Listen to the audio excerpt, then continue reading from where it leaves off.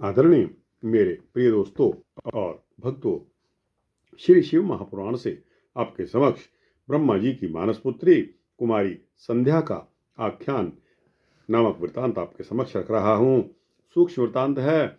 उम्मीद करता हूँ कि आप सभी बने रहेंगे इस वृतांत के अंत तक। तो दोस्तों, आइए बिना समय गवाए इस वृतांत को शुरू करते हैं। दोस्तों और भक्तों, सूत जी कहते हैं कि हे महर्षियों, ब्रह्मा जी के वचन को सुनकर मुनि श्रेष्ठ नारद प्रसन्नचित्त होकर शंकर जी का स्मरण करके आनंद पूर्वक कहने लगे। नारद जी क्या बोले कि हे ब्रह्मन, हे विष्णु पर शिष्य, हे महाभाग, हे महामते, आपने शिव जी की अद्भुत लीला का वर्णन किया।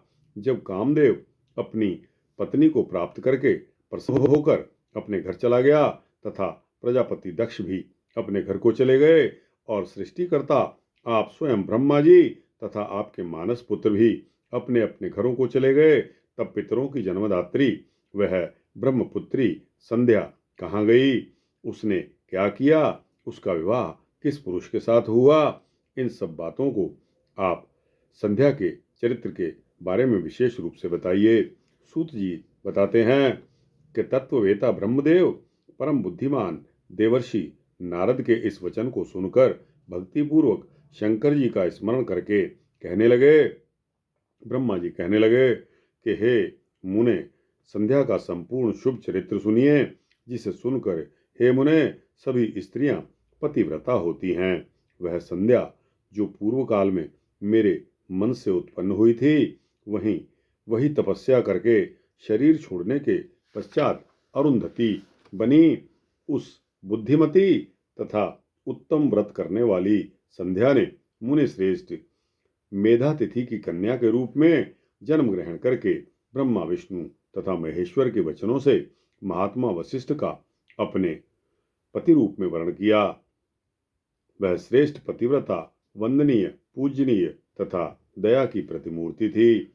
नारद जी कहते हैं कि हे ब्रह्मन, उस संध्या ने क्यों, कहाँ और किस उद्देश्य से तप किया, किस प्रकार वह अपना शरीर त्याग कर मेधातिथि की कन्या बनी और उसने किस प्रकार ब्रह्मा विष्णु महेश के द्वारा बताए गए उत्तम व्रत वाले महात्मा वशिष्ठ को अपना पति स्वीकार किया।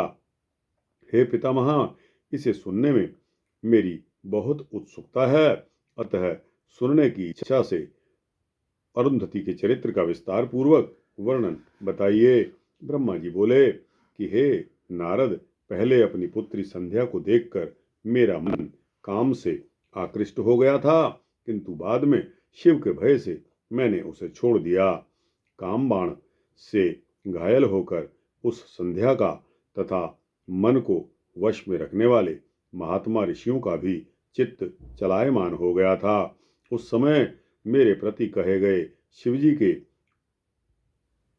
उपहास युक्त वचन को सुनकर और ऋषियों के प्रति अपने चित्त की मर्यादा को छोड़कर चलायमान देखकर तथा बार बार मुनियों को मोहित करने वाले उस प्रकार के भाव को देखकर वह संध्या विवाह के लिए स्वयं अत्यंत दुखी हुई। हे मुने, कामदेव को शाप देकर जब मैं अंतर्ध्यान हो गया था एवं शिव जी अपने स्थान कैलाश को चले गए थे, उस समय हे मुनि सत्तम, वह मेरी पुत्री संध्या शुद्ध होकर कुछ विचार करके ध्यान मग्न हो गई। वह मनस्विनी संध्या कुछ देर तक अपने पूर्व वृत्त का स्मरण करती हुई उस समय यथोचित रूप से यह विचार करने लगी। संध्या क्या विचार करने लगी कि हे मेरे पिता ने मुझे उत्पन्न होते ही मुझ युवती को देखकर काम से प्रेरित होकर अनुराग पूर्वक मुझे प्राप्त करने की अभिलाषा की। इसी प्रकार आत्म तत्वज्ञ ब्रह्मदेव के मानस पुत्रों ने भी मुझे देखकर अपना मन मर्यादा से रहित करके कामाभिलाष से मुक्त कर लिया। इस दुरात्मा कामदेव ने मेरे भी चित्त को मथ डाला, जिससे सभी मुनियों को देखकर मेरा मन बहुत चंचल हो गया। इस पाप का फल कामदेव ने स्वयं पाया कि शंकर जी के सामने कुपित होकर ब्रह्मा जी ने उसे शाप दे दिया।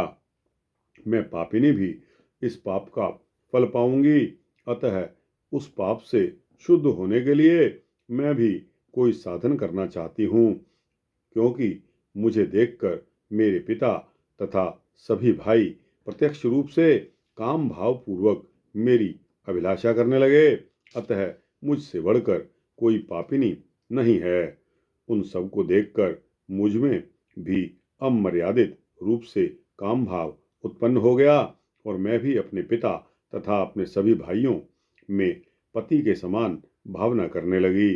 अब मैं इस पाप का प्रायश्चित करूंगी और वेद मार्ग के अनुसार अपने शरीर को अग्नि में हवन कर दूंगी। मैं इस भूतल पर एक मर्यादा स्थापित करूंगी, जिससे कि शिरोधारी उत्पन्न होते ही काम भाव से युक्त न हो, जिससे कि शरीरधारी उत्पन्न होते ही काम भाव से मुक्त न हो। इसके लिए मैं परम कठोर तप करके उस मर्यादा को स्थगित करूंगी और बाद में अपना शरीर छोड़ूंगी।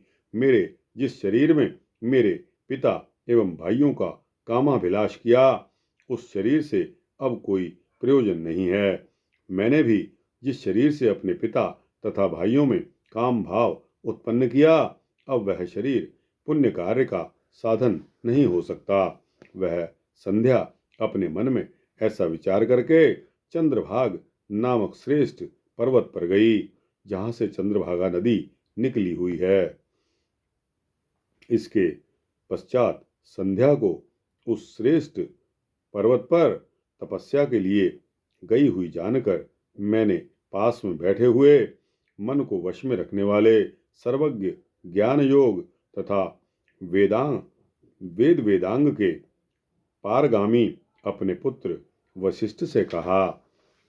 ब्रह्मा जी बोले कि हे पुत्र वशिष्ठ, तपस्या का विचार करके गई हुई मनस्विनी पुत्री संध्या के पास जाओ और इसे विधि पूर्वक दीक्षा प्रदान करो।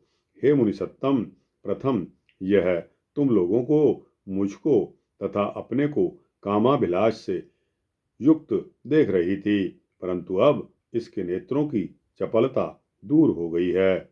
यह तुम लोगों को तथा अपने अभूतपूर्व दुष्कर्म को समझकर मृत्यु ही अच्छी है, ऐसा विचार करके प्राण त्यागने की इच्छा कर रही है।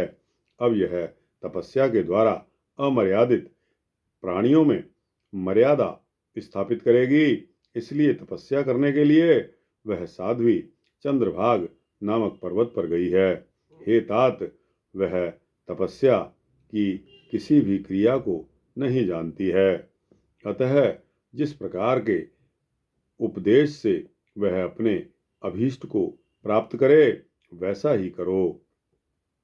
हे मुने, तुम अपने इस रूप को छोड़कर दूसरा शरीर धारण करके उसके समीप में स्थित होकर तपश्चर्या की क्रियाओं को प्रदर्शित करो।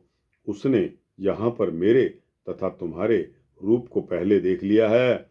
इस रूप द्वारा वह कुछ भी ग्रहण नहीं करेगी, इसलिए दूसरा रूप धारण करो। ब्रह्मा जी कहते हैं कि हे नारद, इस प्रकार दयालु मुनि वशिष्ठ जी ने मुझसे आज्ञा प्राप्त की और तथास्तु ऐसा कहकर संध्या के समीप गए। वशिष्ठ जी ने वहां मानसरोवर के समान गुणों में परिपूर्ण देवसर को तथा उनके तट पर गई हुई उस संध्या को भी देखा। उज्ज्वल कमलों से युक्त वह देवसर तट पर स्थित संध्या के द्वारा इस प्रकार शोभित हो रहा था, मानो प्रदोष काल में उदित चंद्रमा तथा नक्षत्रों से युक्त आकाश रात्रि में सुशोभित हो रहा हो। कौतूहल युक्त वशिष्ठ जी सुंदर भावों वाली उस संध्या को देखकर बृहल्लोहित नामक उस तालाब की ओर देखने लगी। उन्होंने उसी चंद्रभाग पर्वत के शिखरों से दक्षिण समुद्र की ओर जाने वाली चंद्रभागा नदी को देखा। वह नदी चंद्रभाग पर्वत के विशाल पश्चिमी भाग को तोड़कर समुद्र की ओर उसी प्रकार जा रही थी जैसे हिमालय से गंगा समुद्र में जाती है। उस चंद्रभाग पर्वत पर बृहल्लोहित सरोवर के तट पर स्थित संध्या को देखकर वशिष्ठ जी आदरपूर्वक उससे पूछने